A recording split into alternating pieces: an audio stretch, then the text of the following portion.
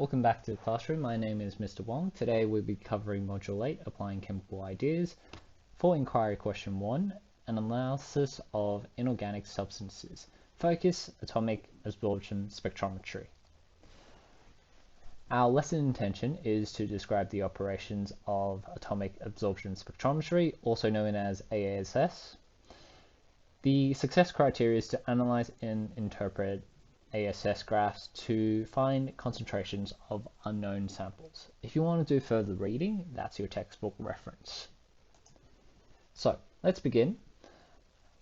The inquiry question is to conduct investigations and process data to determine the concentrations of colored species or metal ions. So we're going to use that for the atomic absorption spectra. What is the ASS? So it's an analytical technique to determine the unknown concentration of an element based on the amount of light absorbed by the electrons in the atom. It is a quantitative method, so that means we're using numerical values. It measures the parts per million levels of cations. So it's a really low concentration value we're looking at here. It can also help us measure out trace metals in trace elements monitoring system there. How does ASS work, or AAS work, sorry. Let's have a look here. So there's a couple of components. We have a cathode lamp. This is selected based on the metal we're using. It's going to emit a form of light that is exactly the same wavelengths as the sample we're trying to look at. So if I want to investigate if I have, iron, I would need a lamp that emits the wavelengths of iron. So I use an iron metal in that component there. We have an aqueous solution that will be pumped through a capillary into this flame where it is vaporized into smaller components or aspirated into different components. Okay, this will cause the atoms in the flame to only absorb the light that is emitted by that specific metal piece we want. Okay, so this solution, not only will it have, if this was iron, this would have multiple types because we can't guarantee a sample having just one type of cation. So we only want to know if the wavelengths of iron is being absorbed, because only specific elements can, or only the same elements can absorb the same colors of the ones that are being emitted. So that gets absorbed and the rest gets transferred through. Okay, the light will pass through a monochromometer. A monochromometer just means one wavelength of light, and that will select for you, or that will cause the light to bend in a way that allows you to select one specific wavelength to look at. By measuring the intensity of the light reaching the detector without the sample in the flame, the instrument will calculate and display a function called absorbance. So that looks at how much light source was taken in by your sample. Okay, so let's just go into a little bit more detail of the components. We have the hollow cathode lamp, as you can see the structure here. So it has a tungsten anode, this one here, and a hollow cylindrical cathode made of the element to be determined. So if we're going to look at iron, we're going to input iron as the cathode here, sealed in a glass tube, inserted with inert gas, neon and argon, as an example. Each element has its own unique lamp, which must be used for the analysis. This ensures there is no excitation of other types of atoms present in the sample. Okay, so the reason being is because other elements in the sample will not generally absorb the chosen wavelength. Each atom, each specific element will emit a different wavelength to each other. So that will ensure by using a specific element, there is no interference from other elements as well, because they simply can't absorb that light.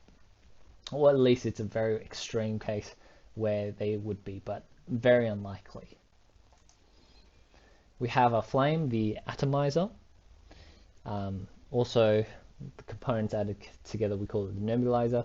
That releases this component here, releases the liquid samples at a controlled rate and creates a fine spray that's introduced from our capillary here. So at a constant rate, samples of the solution are vaporized, separating into individual molecules or individual atoms. And to do this, we have an extremely high temperature to cause this exposure, or we can use a graphite furnace. So that's to separate the molecules into really fine individual components. Our monochromometer will select just one wavelength of light.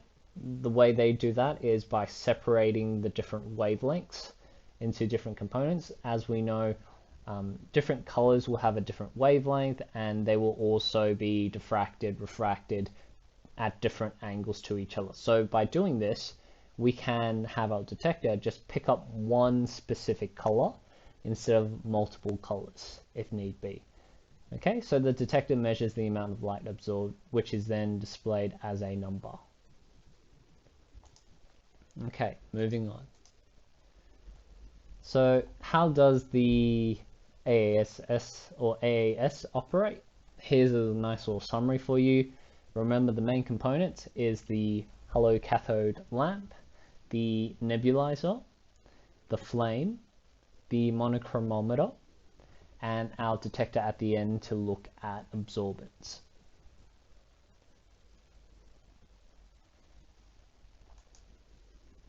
You can even try and go through this question here. So we have a schematic diagram of the AAS. What is the purpose of the light source and the flame in the figure? So our light source is to contain an element of the examined sample. So what we want is we want a sample of a cation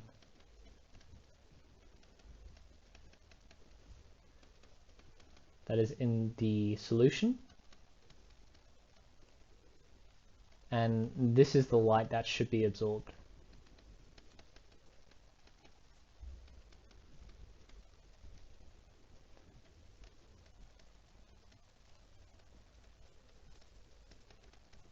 Emitted and absorbed.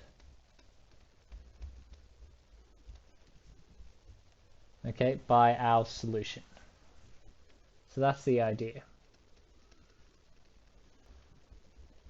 The flame atomizes the solution, causing separation